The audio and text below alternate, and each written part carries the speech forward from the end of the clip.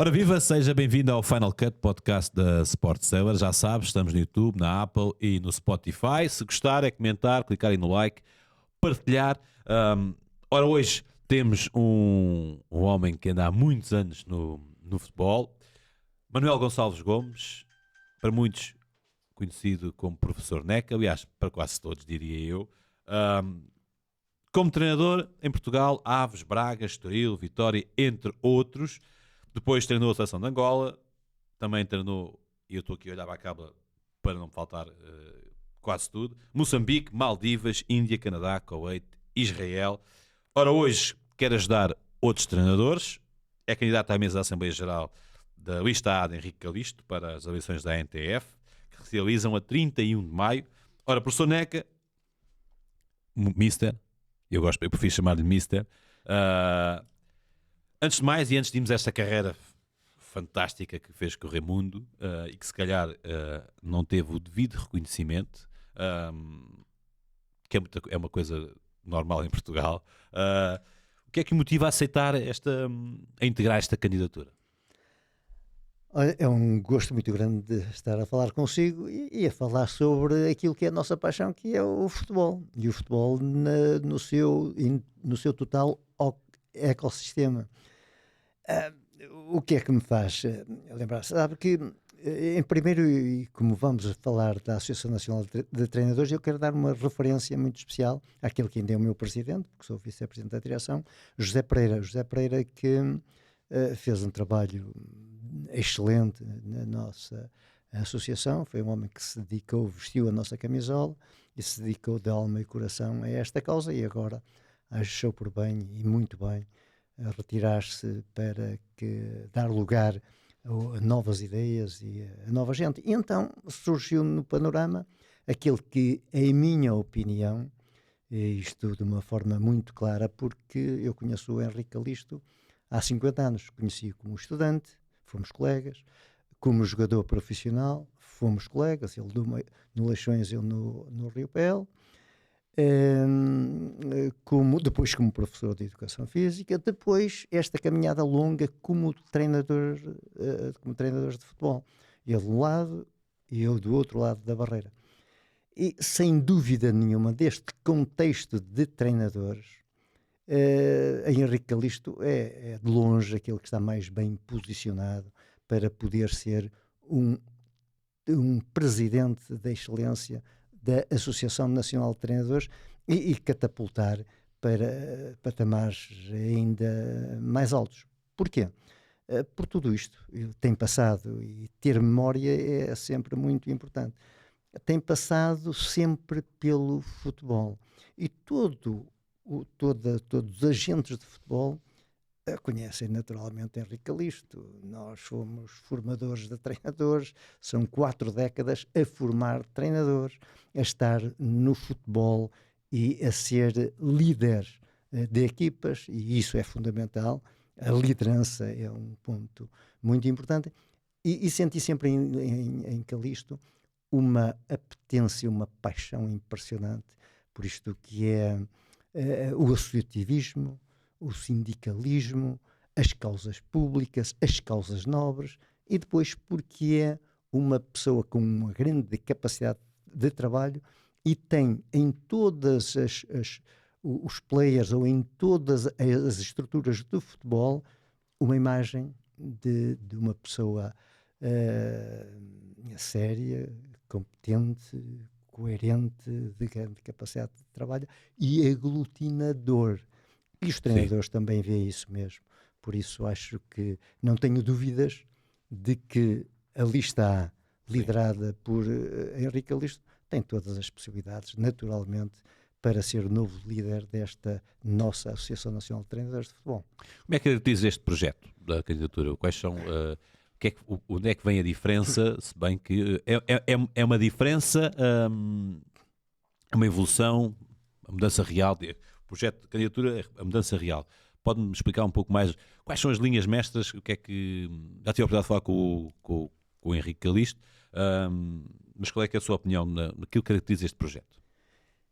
Este projeto, temos uma base de sustentação.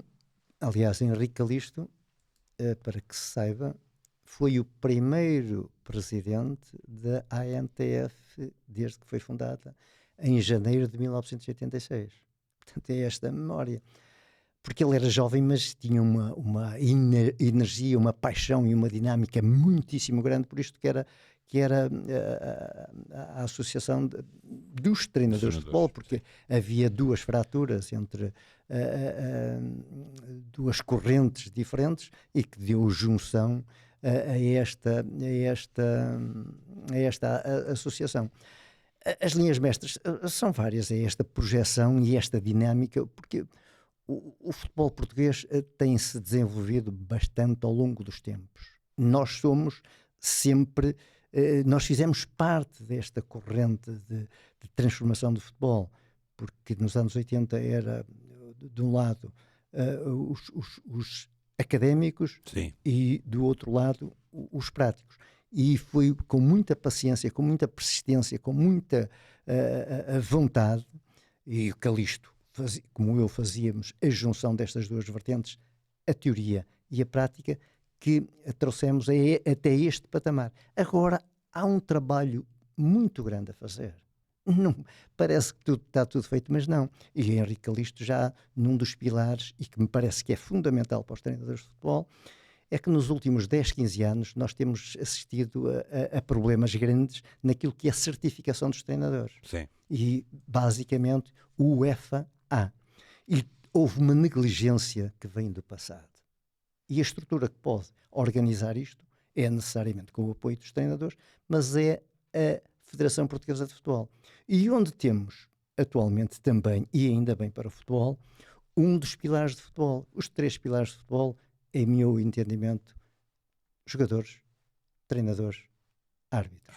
E por isso Pedro Proença foi sensível quando se candidatou em ouvir a Associação Nacional de Treinadores e aquilo que nós propunhamos para que essa evolução fosse efetiva. Nesta altura, e Henrique Calixto é um dos precursores e um dos impulsionadores deste facto, é que já temos pela primeira vez 3 cursos UEFA a desenvolver-se ou a correr neste momento no país. E para o próximo ano já temos prometido pelo próprio Pedro Proença 5 cursos do FA, mais um acumulado A mais B para os ex-jogadores que tenham mais de 8 anos como jogadores profissionais. Portanto, e esta é uma das alavancas que Henrique Calixto tem para aquilo que preconiza fazer no seu mandato. A par disso, e pelo seu prestígio, pela sua aceitação, pela credibilidade que ele construiu ao longo dos anos, temos também no Conselho Superior um conjunto de treinadores que alicerça esta vontade de continuidade e de melhoria daquilo que é a formação e em vários vetores que até hoje ainda não estão explorados e que com o saber, a experiência e a aceitação de Henrique Calixto, seguramente que se vai começar a desenvolver quando ele naturalmente ganhar no dia 31 de maio as eleições para a Associação Nacional de Treinadores. Não surpreende, portanto, o apoio que ele granjeou desde cedo por parte de vários treinadores, não é? Muita gente mesmo. Não, é perfeitamente normal, percebe? Porquê? Porque nós estamos no futebol desde finais dos anos 70. Volto a frisar. Para muitos desde sempre, não é? Desde sempre. Diz-se bem, desde sempre. Portanto, e como temos esta aceitação, como o Henrique Calixto tem esta aceitação, naturalmente, porque é um contacto diário, as pessoas olham e dizem, este treinador, este Henrique Calixto merece-me a confiança. Com ele sabemos que podemos contar, que tem ideias, que tem trabalho, que tem uma experiência, um lastro de experiência muito grande. E eu refiro-lhe outra vez que desde os anos 80 que ele faz parte do grupo de formadores, não só da Associação de Futebol do Porto, mas de várias associações em que progressivamente vai alargando a sua base de sustentação. Uma base de sustentação, repito outra vez, em trabalho, em competência, em disponibilidade para aquilo que o futebol necessita. E isso são pressupostos muito importantes para que se possa ter sucesso possa-se continuar a ajudar os treinadores a desenvolver-se. E é um outro aspecto que é completamente fundamental neste tipo de questões. Tem liderança. Nós estamos habituados a liderar. A liderança do Calixto é efetiva. E a liderança pressupõe sempre a aceitação dos liderados de uma forma boa, de uma forma positiva. Juntar todos estes dados, também o facto de ter experiências que são fundamentais no estrangeiro, na Ásia, em África, portanto, o que permite perceber as necessidades dos nossos treinadores que estão a labutar no estrangeiro. Eu recordo-me que no fim do século passado, quando fui para a seleção de Angola, éramos praticamente 4, 5 treinadores a trabalhar fora. Eu em Angola, o Nelo Vingada na Arábia Saudita, o Carlos Queiroz nos Emirados, e progressivamente isto foi-se alargando. E nesta altura não poderá pecar por defeito e não por outra situação, mas temos mais possivelmente de 400 de treinadores lá fora. E Henrique Calixto tem a percepção da necessidade, aquilo que é importante fazer para que esta base ainda possa ser alargada e de que forma nós associação liderada por Henrique Calixto, possa ajudar estes nossos treinadores que continuam a fazer um brilhante trabalho nos quatro cantos do mundo. Era aí que eu queria chegar. A formação em Portugal de treinadores continua a ser uma referência ou estamos a perder terreno? Com esta dificuldade na certificação dos cursos? Estamos a perder terreno. Perdemos muito terreno, perdemos uma boa imagem, criamos atritos sem necessidade. Se quiser, estamos aqui ao lado. O caso do Sporting, desde o Silas, que não tinha acreditação, o Rubén Amorim, o João Pereira e outros, e dezenas e dezenas de treinadores portugueses. Se há alguma coisa que nós fazemos muito bem, é o futebol. Esses treinadores tiveram que recorrer à Irlanda, à Escócia e ao país de Gales, levando o nosso dinheiro, levando o nosso saber. Eu vou-lhe frisar outro caso óbvio e bem latente, que é um presidente de um dos principais clubes portugueses, André Vilas-Boas. André Vilas-Boas foi campeão pelo Porto, foi de Chelsea, China, etc., França, etc. E se quis ser treinador de futebol, teve que ir para a Escócia. Porquê? Porque tinha possibilidades, tinha dinheiro, tinha know-how, tinha conhecimento, um conhecimento que nós lhe retiramos aqui em Portugal. Aquilo que aconteceu na última década e meia, e o patrono disto é a Federação, é inaceitável. Eu há 2 anos apresentei um projeto para a formação UEFA, quando me comecei a debruçar mais, de uma forma mais profunda, naquilo que eram as queixas que vinham dos treinadores, porque eu estava no meio dos treinadores. Em Espanha tinham 54 polos de formação de treinadores UEFA. Tinham e têm.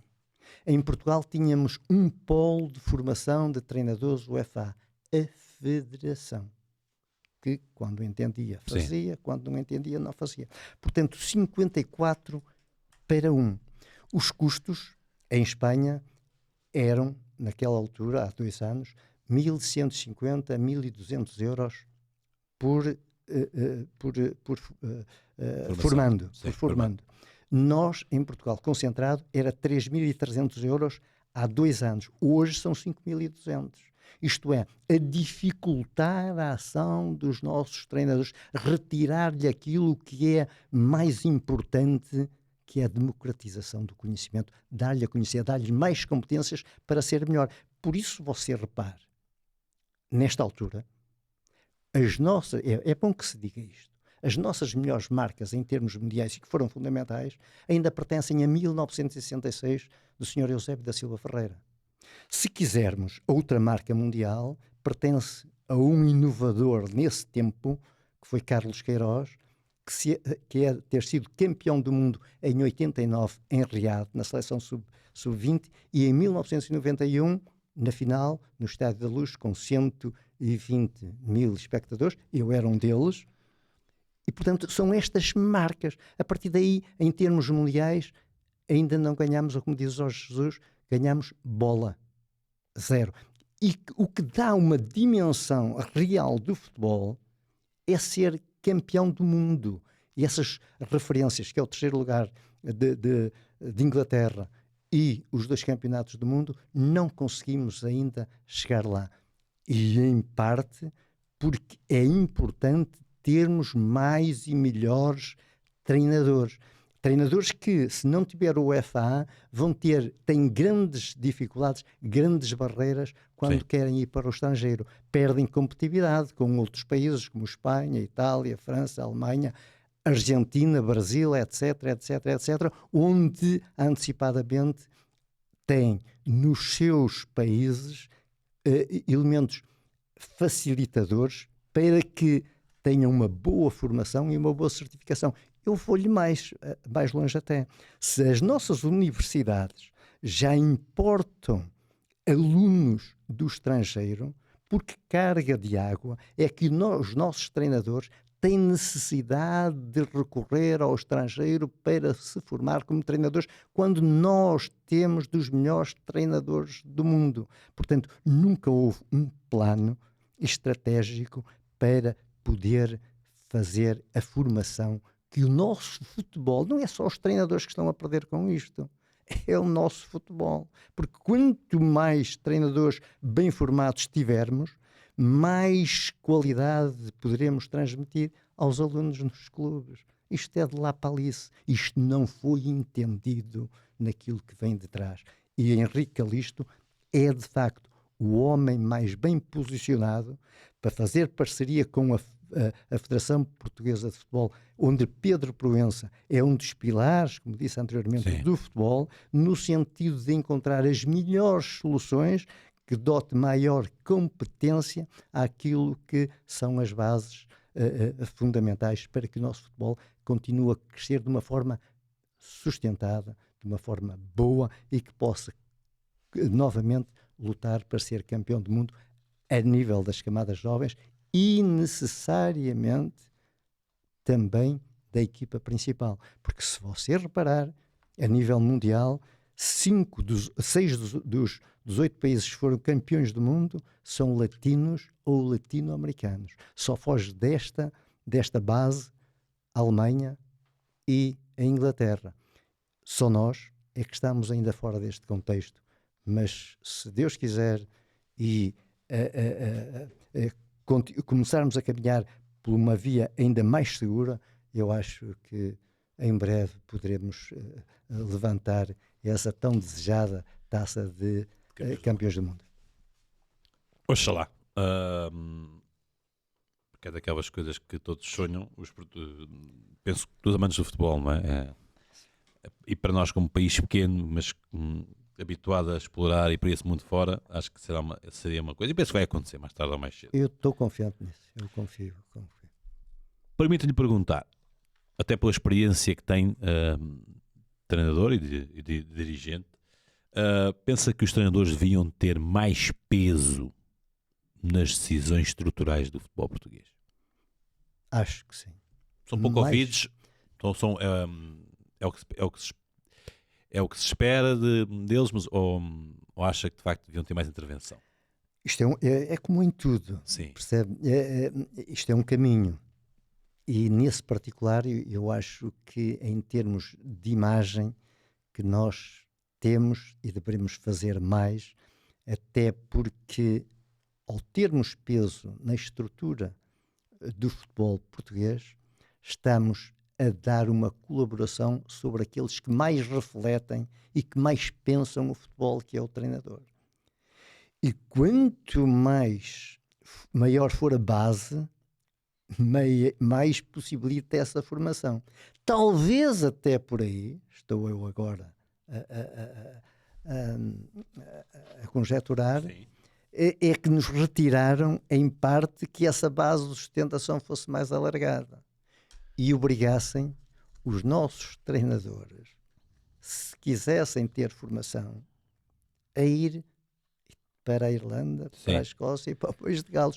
Quando, eu volto a repetir, é inaceitável aquilo que tem acontecido. E parece-me que em 2030 nós já vamos ter aqui um equilíbrio muito grande pelo trabalho que Henrique Calixto vai fazer, pela credibilidade, pela visão e também necessariamente pela aceitação que terá dos seus parceiros, onde o parceiro maior é necessariamente sempre a Federação Portuguesa de Futebol, com Pedro Proença como presidente.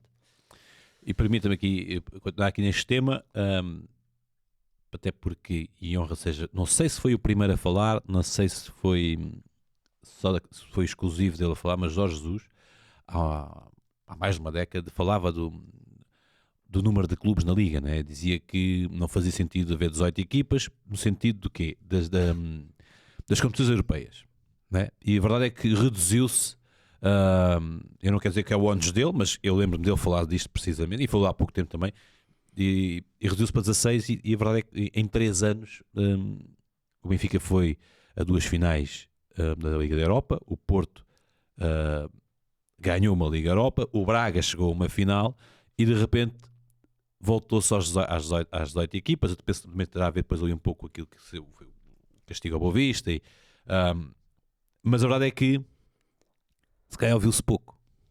Ele teve razão nesse momento, não é? Ele e mais treinadores, porventura, calculo, mas depois houve um volte-face, se calhar por razões económicas, por razões estruturais, até para incluir outros clubes na Liga.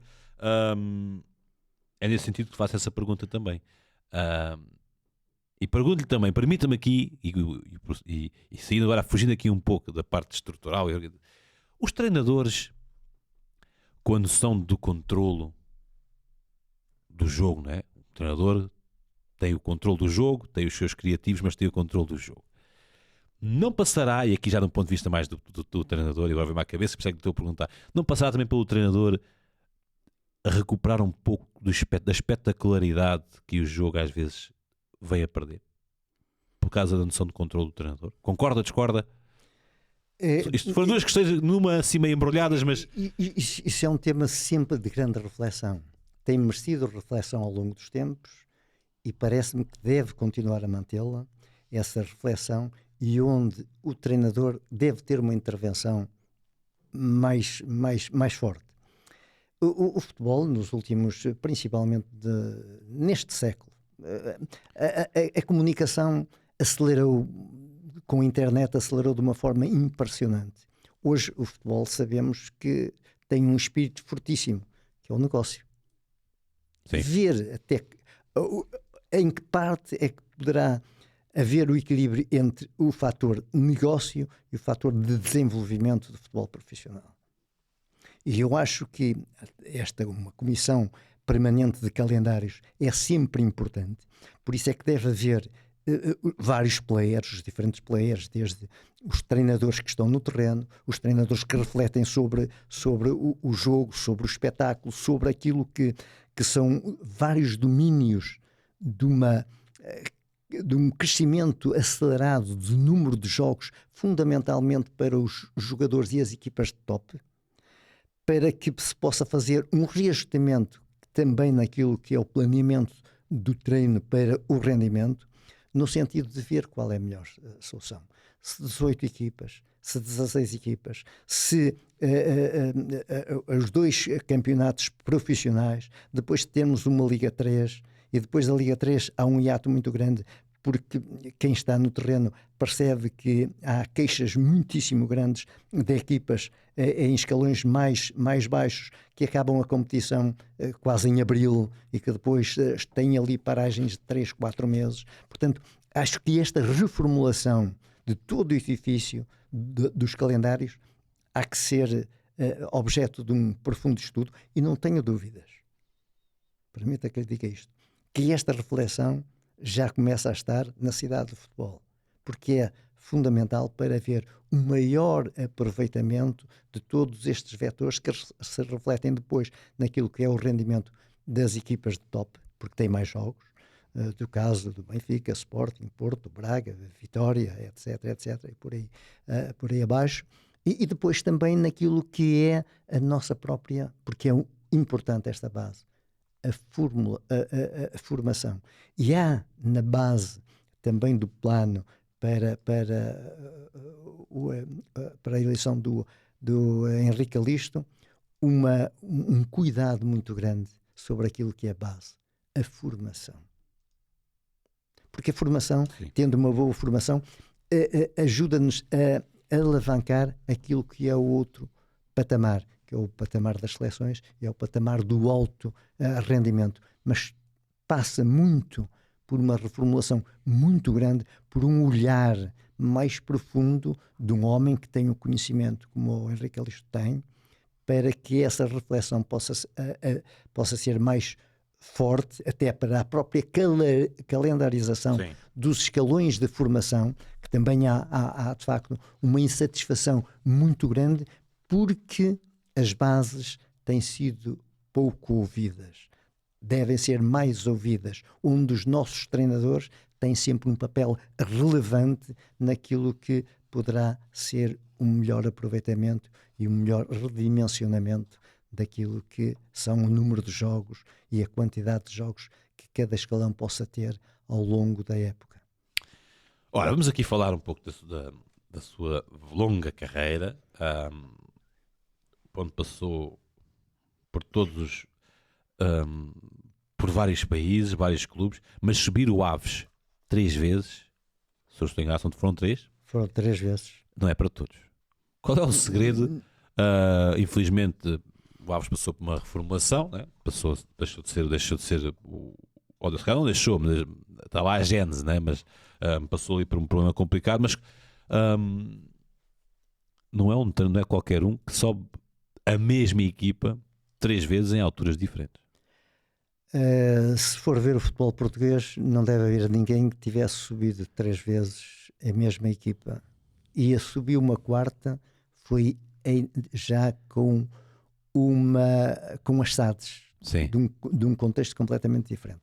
O Aves era um clube, transformámos aquilo em equipa, porque a primeira desculpa foi já nos anos 80, início dos anos 80. Faz precisamente certo? Agora 40 anos. Ora, muito bem. 40 anos que subimos pela primeira vez à primeira divisão, 84, 85, no Desportivo das Aves. Portanto, porque era um clube sem meios. E o difícil é fazer muito com pouco. Fazer muito com muito, isso não há dificuldade. Mas tínhamos sempre isso, conseguimos construir aquilo que é importante. E lá estou a falar outra vez da liderança, onde Henrique Calixto tem de facto uma vantagem também muito grande nisto. Que é agarrar tudo aquilo que existe para se poder construir algo diferente. Subimos divisão, o clube começou a construir uma estrutura progressivamente porque nunca gastava mais do que aquilo que podia. Isso era sempre uma grande base para que isso acontecesse. Sim. Depois de 2 anos no Aves, andei por aí, por muitos lados, e acabei por ir para a seleção de Angola. 2 anos na seleção de Angola, 2 anos fantásticos, também num protocolo... Já foi depois do Benfica. Exatamente, era aí que ia chegar. Benfica, de facto, é um clube de uma dimensão extraordinária. E estou sempre eternamente grato a todos os clubes por onde passei. De uma forma especial ao Benfica, porque foi a primeira vez que fui treinador adjunto. Tive 14 anos como treinador principal no Benfica, pela dimensão do clube, e porque era o treinador Artur Jorge. Sim. Porque eu estava no Sporting de Braga. O Sporting de Braga daquele contexto não é o Sporting de Braga de hoje. Era mais gratificante nessa altura ser adjunto do Benfica e de um treinador também com a dimensão de Artur Jorge. E ao fim de 2 anos... Artur Jorge, que era na altura o grande treinador português, era não é? O grande treinador, foi o primeiro treinador campeão europeu, terá que se dizer isto de uma forma clara.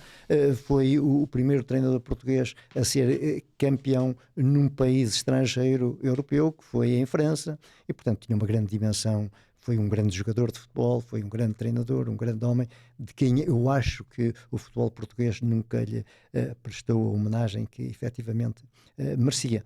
Mas fui para a seleção de Angola num protocolo do Benfica porque o Sr. Gaspar Ramos a quem eu estou grato, e o Manuel Damasio disseram, epá, acaba o seu contrato, mas nós gostaríamos que você continuasse como ligado ao Benfica. E tinha 2 projetos, ou o Alverca, que estava numa fase de ascensão, ou a seleção de Angola. Aí eu refleti, falei como sempre fazia como capitão, saudoso Mário Wilson, capitão, Sim. isto o Benfica põe-me estes 2 projetos, o que é que você acha?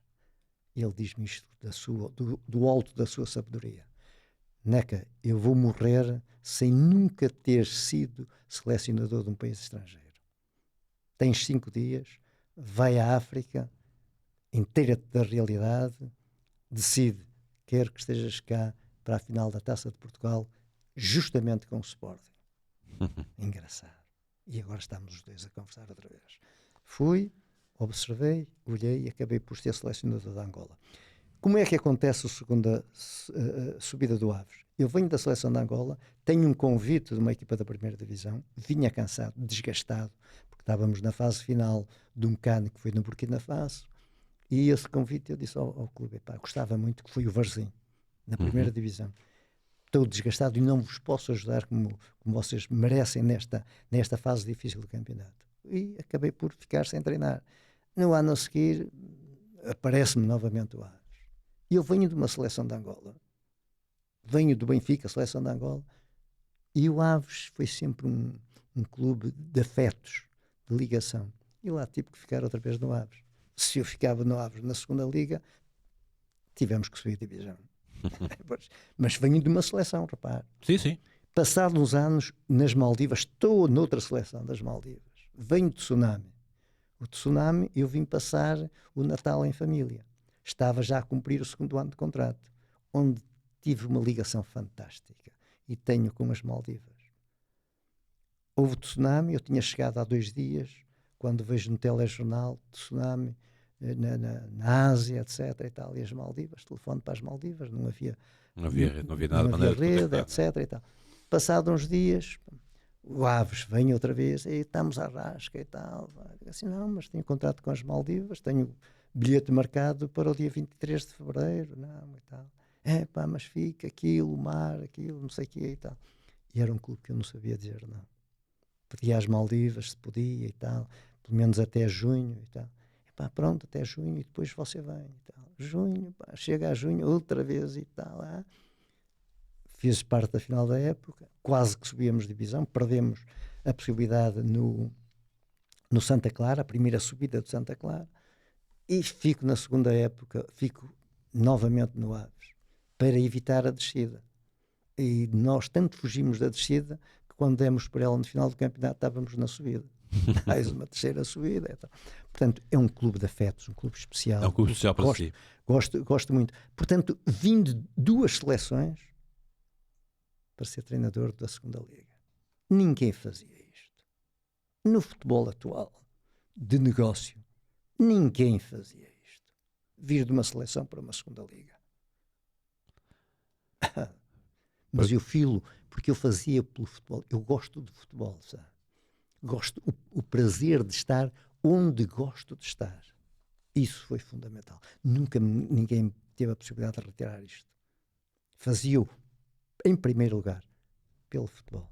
Depois, o vencimento era uma coisa que era uma parte. Era uma parte. Que sustentava isto. Diga-me uma coisa.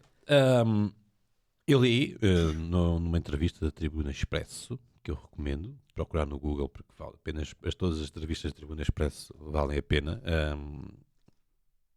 que o José Mourinho analisou 2 jogos para si no Imortal.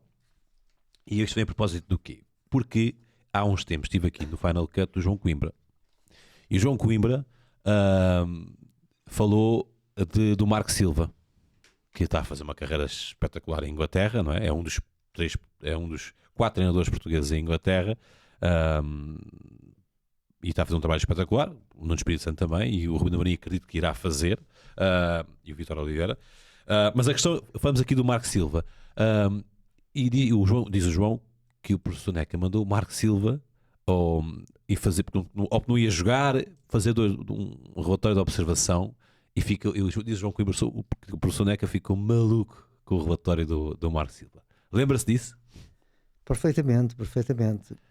Porque nós, como treinadores, olhamos para os jogadores e percebemos, pela experiência acumulada, aqueles que têm mais ou menos jeito para no futuro serem treinadores de futebol. E eu recordo-me que foi um jogo que o Marco Silva estava ou lesionado ou castigado. Marco Silva. E eu pedi ao Marco: tu não podes jogar, não podes estar. Eu gostaria que tu fosses ver um jogo. Tu olhas para o jogo e tu lias muito bem o jogo. Para nós serias útil e começarias a entrar num campo que me parece que com o tempo vai ser o teu caminho. Então, mas já está bem, não sei o que. E ele foi ver o jogo e tal.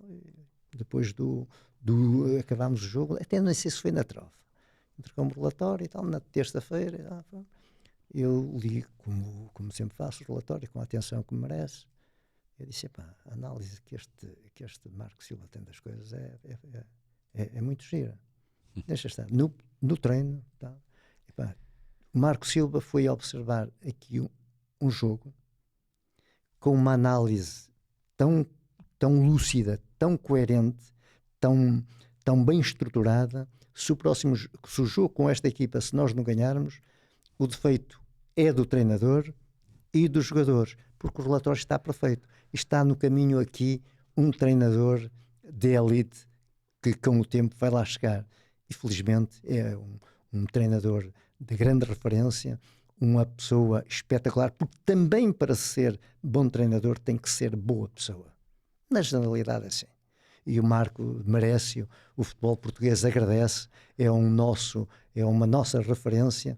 Deus o ajude, o comandou no Espírito Santo, que foi meu jogador, e percebia-se perfeitamente que iria ser. Tem mais ser aqui, o Arthur Jorge, o Arthur Jorge, Paulo Alves, Paulo Bento, Jaime Pacheco, etc., que tínhamos a percepção clara de que poderiam ser treinadores de futebol. Isso vê-se na forma como leem, na forma como se interessam pelo jogo, da forma como discutem o jogo. E de facto são grandes referências do nosso futebol e claro, nós todos estamos muito orgulhosos daquilo que eles têm feito e de terem sido nossos jogadores, porque nós vemos os nossos jogadores como nossos filhos mais crescidos e dispensamos todo esse carinho, como ainda atualmente muitos treinadores me vêm falar comigo: professor, eu sou médico porque você me incentivou, eu sou engenheiro porque sou professor de educação física, portanto, porque é este aspecto, por isso a mim me marca de uma forma muito profunda aquilo que é a formação. A formação é a base. Eu, quando era jogador, eu sacrifiquei tudo para ter aquilo que me poderia ajudar no futuro. Ter conhecimento. Estudar. Primeiro estudar. Estudar. Porque quanto melhor for o jogador de futebol, quanto maior conhecimento tiver, mais ele pode desenvolver o seu jogo, interpretar e ajudar os colegas no campo. Por isso eu acho que é uma base muito, muito importante e fico muito feliz pelo Marco Silva e, como eu disse, por esse conjunto de treinadores. E não só, não é? Exatamente. Esse conjunto de treinadores fantásticos. Mas a verdade é que o José Mourinho, ainda um jovem, não é? Fez essa análise e o professor acaba por dizer que até dali bebeu coisas novas, está sempre não é? Penso que é o primeiro passo da aprendizagem, é a humildade, perceber: ok, posso tirar daqui, posso tirar dali. Não há mal nenhum em copiar o que está bem feito, não é? E melhorar o que já temos feito. Mas que no Mundial 2002, em que Portugal tinha tudo para fazer muito mais do que fez, fez esses relatórios, falou da análise, por exemplo, ao guarda-redes, mas depois acabou por a comunicação não chegar. Falou em comunicação, eu penso que terá sido essa a palavra que usou na entrevista. Tem algum amargo de boca nessa competição, por se calhar não terem levado mais a sério esses relatórios, que quando levaram resultou, no caso do jogo com a Polónia, que foi 4-0? Sabe, pronto, isto é história, isto tudo evolui, tudo se transforma. Eu recordo-me de Mourinho, nessa altura nós juntámos no escritório do então José Veiga e falámos um bocadinho, falámos sobre muitas coisas, etc. e tal. Mourinho é filho de treinador. Sim, Mourinho. Félix Mourinho, que foi meu diretor desportivo no Vitória de Setúbal. Uma criatura fantástica e um homem de grande conhecimento. E então o Mourinho fez-me o favor de fazer 2 relatórios. Epá, eu olho para os relatórios e digo-lhe, como é que este indivíduo, numa folha formato A4, me diz tudo do jogo? Uma coisa nova, sabe? Uhum. Digo assim, isto é uma coisa que eu nunca vi. Isto é claramente verdade. E pronto, foi uma aprendizagem grande. Vou para o Mundial, faço os relatórios, a preocupação sempre da observação de jogos. Naquela altura não havia streaming, não havia internet, então era a esferográfica e um gravador perto para, se falhasse alguma coisa, olha, o número 9 foi ao primeiro posto, o outro vai ao segundo, o 11 e tal, e não sei o que. Falava para o microfone para não falhar. Mas depois tinha o cuidado de reduzir tudo praticamente a uma folha ou 2 de formato A4. Tenho só isto para lhe dizer. O senhor Presidente, chamo-lhe o senhor Presidente, Gilberto Madeiro, disse-me uma altura isto. Oneca, não quero fazer termos comparativos. Eu agora leio os relatórios dos jogos, porque é tudo tão sintetizado, tão bem esquematizado, tão curto, que dá gosto de ver. E eu disse-lhe isto.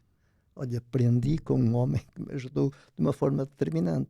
E tinha sido relatórios. O José Mourinho, naquela altura, já era completamente diferente. Já estava à frente no tempo. Teve outro mestre muito grande, que foi o Bobby Robson. Sim. Também o ajudou de uma forma determinante. E depois estar em clubes como o Sporting, como o Porto e como o Barcelona. E tudo isso a par da sua inteligência, porque tem o Mourinho, para ser o talento que é, tem um jeito também especial.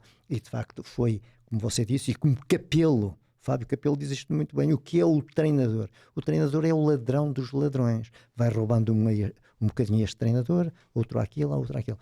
Mourinho foi determinante para aquilo que eu comecei, a partir desses 2 relatórios, a ver como é que transportaria para o papel, sintetizava aquilo que era a observação de um jogo de 90 minutos. Por isso, estou-lhe também eternamente grato, naturalmente.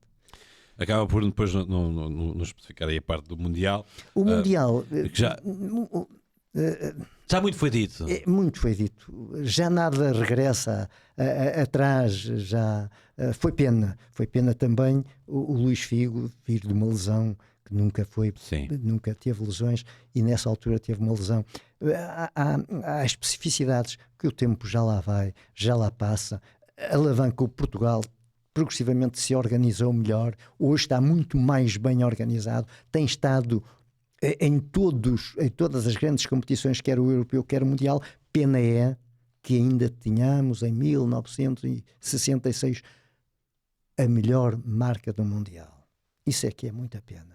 É urgente que Portugal vá a uma final do mundial e quiçá o ganhe, porque isso era muito importante.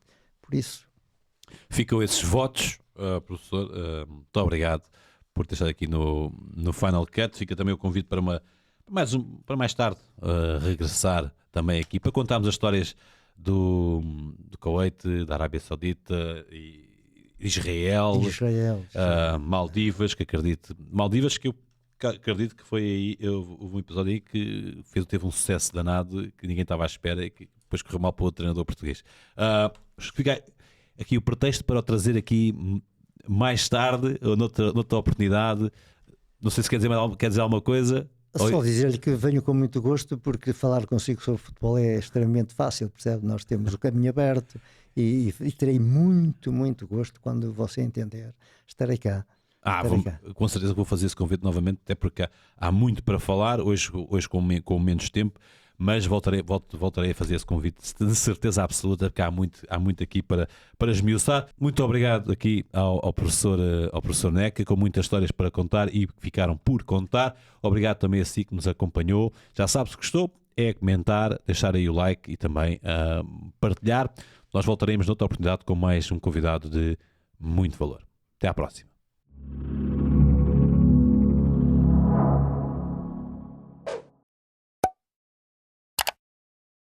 Obrigado.